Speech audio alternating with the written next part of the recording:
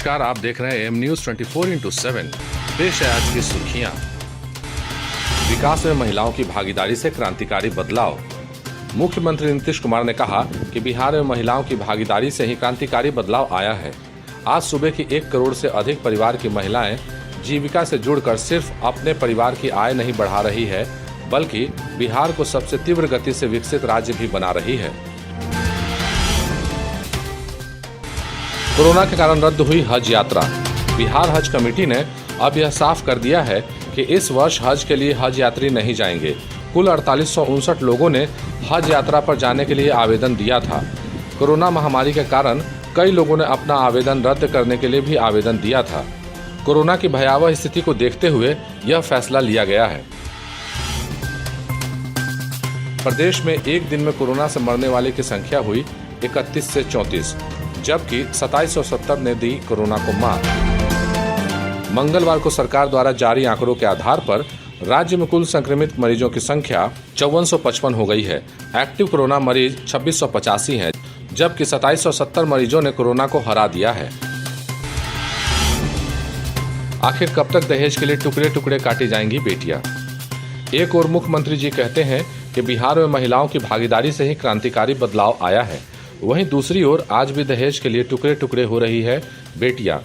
और तो और मुख्यमंत्री जी के गृह जिले में भी सुरक्षित नहीं है बेटियां। नालंदा जिले के तेल्हारा थाना क्षेत्र के बिलदारी बिघा गांव में हरनौत की टारा पर गांव की सुषमा भी ऐसे ही दानवों की भेंट चढ़ गई। जी को बार बार टॉर्चर किया जा रहा था दहेज के लिए। अपाची का डिमांड था उसको कि हमको अपाची चाहिए। लड़का बार बार मांगता था कि हमें अपाची चाहिए, नहीं तो हम जला देंगे। और अंत ऐसा ही हुआ कि लड़के को जला दिया गया। उसको मानवता को शर्मसार करते हुए बेखौफ होकर सुषमा को टुकड़े टुकड़े काट कर मार दिया गया। अब पुलिसिया कार्रवाई चाहे जो भी हो, बेटी तो चली गई। एक बार हम सोच कर देखे, जिसके कलेजे के टुकड़े की लाश टुकड़े टुकड़े से मिले, उस पर क्या गुजरती होगी। नालंदा से विश्वजीत कुमार की रिपोर्ट। भारत कैसे बनेगा आत्मनिर्भर भारत? लॉकडाउन के बाद अनलॉक के पहले चरण में भारत पटरी पर लौटने का प्रयास कर रहा है। ऐसे समय में प्रधानमंत्री मोदी का वोकल फॉर लोकल के साथ आत्मनिर्भर भारत की बात कितनी सही है, कितनी गलत है, यह सोचने की बात है। हालांकि वास्तव में यह विचार अरविंद घोष, रविंद्रनाथ ठाकुर, लोकमान्य बाल गंगाधर तिलक और लाला लाजपत राय द्वारा चलाए गए स्वदेशी आंदोलन, जो आगे जाकर महात्मा गांधी के ग्राम स्वराज की प्रेरणा बना, का ही आधुनिक रूप है। गांधी जी हमेशा गांव को स्वावलंबी बनाने की बात करते थे। आज वही स्वावलंबी भारत आत्मनिर्भर भारत बन गया है। आत्मनिर्भर भारत का मतलब यह कदापि नहीं होता कि दुनिया से कट जाओ। आत्मनिर्भर भारत का मतलब होता है दुनिया से जुड़े रहते हुए आर्थिक विकास के साथ आत्मनिर्भर बनकर अपने लोगों के जीवन की गुणवत्ता सुधारना और भारत के भविष्य का पुनर्निर्माण करना। अब सोचने की बात यह है कि अरविंद घोष, रविंद्रनाथ ठाकुर, लोकमान्य तिलक, लाला लाजपत राय और महात्मा गांधी से लेकर मोदी सरकार तक का एक ही सपना है, फिर भी अभी तक पूर्ण रूप से साकार नहीं है। क्यों? लगभग सभी सरकारों ने इसके लिए काम किया, फिर भी अधूरा है। क्यों? हमें इस क्यों का हल निकालना होगा।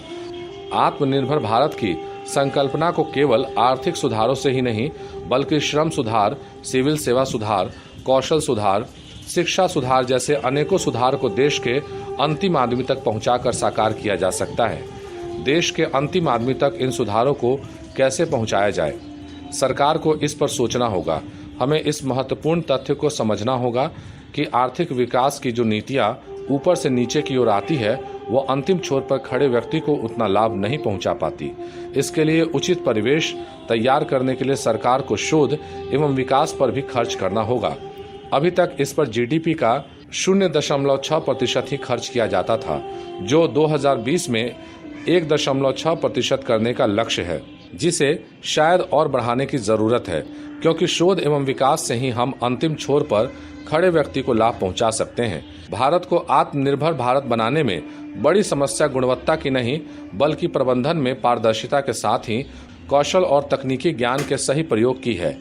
आत्मनिर्भर भारत बनाने के लिए न सिर्फ कर प्रणाली आसान बनानी होगी, बल्कि ऋण और वित्त की कमी से निपटने के लिए मजबूत वित्तीय प्रणाली भी विकसित करनी होगी। केंद्र और राज्य को इस महान यज्ञ में एक साथ आहुति डालनी होगी, तभी लोगों की सहभागिता के साथ आत्मनिर्भर भारत का सपना साकार होगा।